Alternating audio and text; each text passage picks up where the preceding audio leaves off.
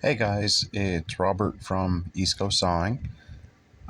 Just doing a little video here of sawing up a fairly nice sized eastern white pine log. The log was 16 inches on the 18 inches on the small end, and about 22 inches on the flared butt. Right here, I was just rotating it after doing a couple of slabbing cuts. I had some issues with the sawmill. So I switched. I didn't, I removed that part of the video. So what you see me using is a pry bar to lift the end up a little bit and block it up. So I can take some of the taper, the height difference because of the taper out, and I'm just getting it in position to lock it down. So what I'm doing here is taking a slabbing cut, and you can see how much of the flare gets cut off. So then I come down a inch and an eighth to make a 1-inch board, and I just take a couple scrap cuts off that way.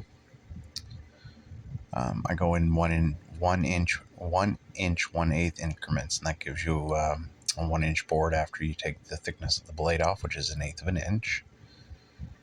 Just underneath the camera, I have a couple sawhorses set up for putting this offcuts on so that they're not on the ground, less bending over.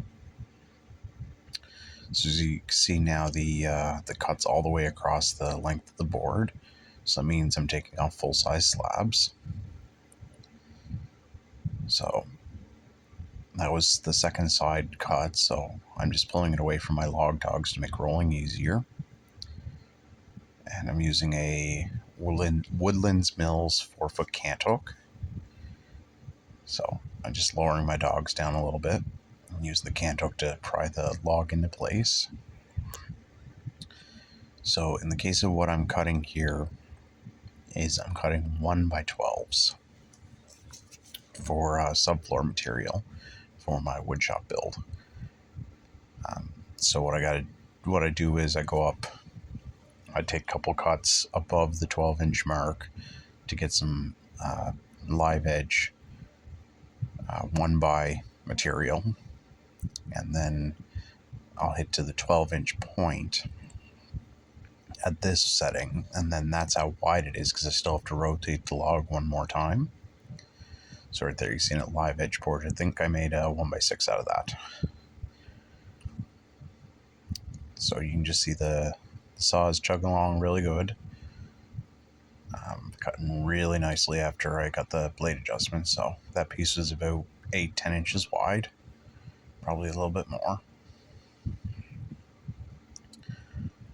You can see how my sawdust run collects all the sawdust into a nice little trough. It just hits the wall and it'll slide down eventually, and it keeps it pretty clean. So that one's probably about 10, probably 11 inches long. So I'm just pulling it away from the dog so I can do the final rotate. So the cant, as it's called, is now 12 inches wide and probably about 14 inches tall, 13 inches tall. So now I just take clean 1x boards off. Once I get past the live edge, I still have to take a bit more of the roundness out of the log, so that's what you're seeing me do here.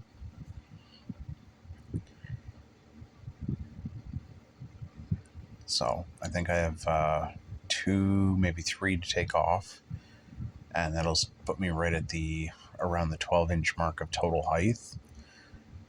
And then it's all clean boards from there on out. So I don't always take my boards off as I go. Sometimes I like to leave the boards sitting on top of the cant as I'm working. And that just makes it a little bit easier to keep the weight centered down on the mill. So as you can see, those two still had a bit of live edge on one side. I think this is the last cut that'll be a clean. That'll have some live edge on it. I think after this, I'm just taking clean 1x material. I know this cut I'm making now is clean 1x12. So you see me holding both the throttle and the crank lever when I'm pushing forward. My mill uses a cam lock system for the head with a garage door opener style spring and winch. So it needs a bit of help staying up. So right there I ran out of fuel. I'm just double checking that I ran out of fuel. The mill just suddenly shut off. So I go get my jerry can and refuel up. For anybody curious, here in Canada we get 91 octane fuel. That's what is called our premium grade of fuel, and that's what I run in all small engines. It's not ethanol free. All grades of fuel in Canada now may contain 10% ethanol, but it is still a better fuel than running regular.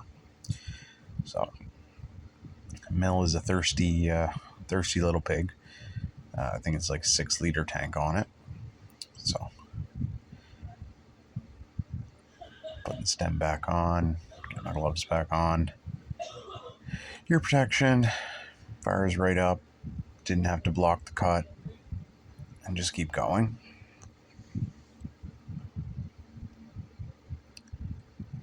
So I've modified the mill. It had factory guards that would limit the depth of cut. I believe it was I want to say 6 inches, because you can make clean 1x6s with it. I modified it by removing the guards. As you can see, I also have the main guards removed. And that allows me to do 8 inches of depth before I have to start removing boards. So, as you see here, I'm just sliding all the boards at the end of the mill. These are all going into the subfloor of my new shop build, so that's just going behind me, so it's no sense stacking it anywhere else.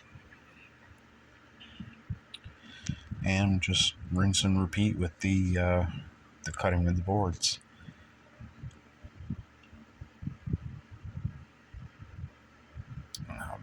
Having a sawmill makes quick work of this kind of job, and it's a game changer. If you had to go out and buy 1x12,